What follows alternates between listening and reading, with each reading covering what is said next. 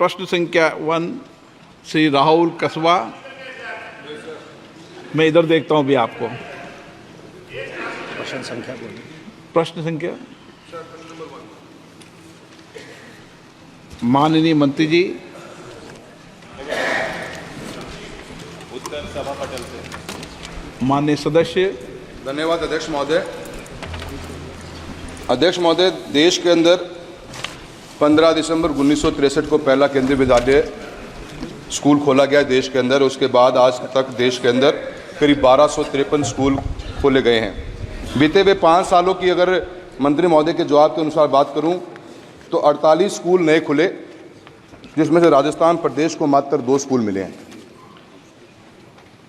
जिस स्पीड से स्कूल पिछले 56 साल में खुले, करीब 22 स्कूल प्रति साल खुलते गए और बीते हुए 5 साल में मात्र 2 स्कूल ही प्रति साल खुले। एक तो ये स्पीड बहुत ही कम हुई, और जो गाइडलाइंस बनाई गई थी वो गाइडलाइंस 1963 के हिसाब से बनाई गई। आज का बदलता हुआ वक्त है और आप की सरकार अमृत सिटीज़ नाम की बड़े बड़े शहरों को विकसित कर रही है, जिनकी 1 लाख से ऊपर की पॉपुलेशन है। सर, मैं आपके मार्फत से मंत्री महोदय जानना चाहता हूं कि क्या सरकार अपनी नीति में परिवर्तन लाएगी और लाके ऐसे स्कूल्स जो 1 लाख से ऊपर की आबादी के स्कूल्स हैं, जो सिटीज़ हैं, जैसे मेरा ही लोकसभा क्षेत्र का सुजानगढ़ शहर है जिसकी 1 लाख से ऊपर की पॉपुलेशन है, क्या आप अपने नीति में परिवर्तन लाने के बाद में क्या इन ऐसे शहरों में स्कूल खोलने का कोई प्रावधान रखते हो? माननीय अध्यक्ष महोदय, माननीय सदस्य ने सवाल पूछा है और मैं समझ सकता हूँ लाजमी है कि केंद्रीय विद्यालय संगठन की जो साख है उसे देखते हुए सभी सांसद चाहते हैं कि उनके क्षेत्रों में इसका विस्तार हो।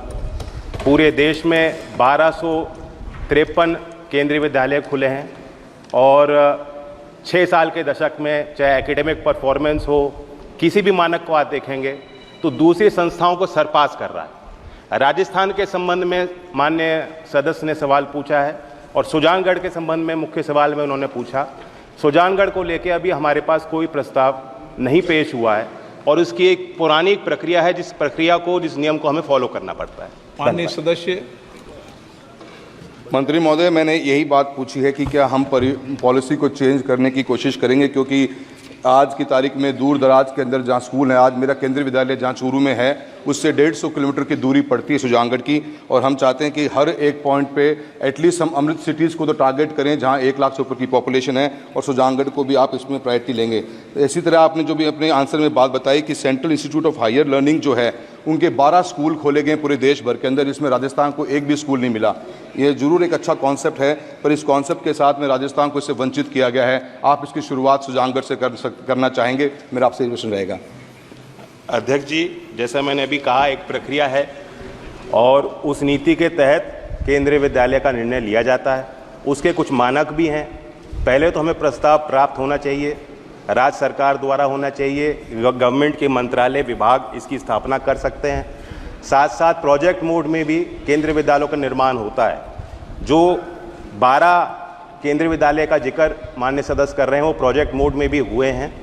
राजस्थान हमारी सरकार की प्राथमिकता रही है और आगे भी केंद्रीय विद्यालय संगठन की तरफ से वहाँ जो हमारी संस्थाएं हैं उनकी देखरेख को लेकर, उनके व्यवस्थाओं को लेकर हम निरंतर काम करते हैं।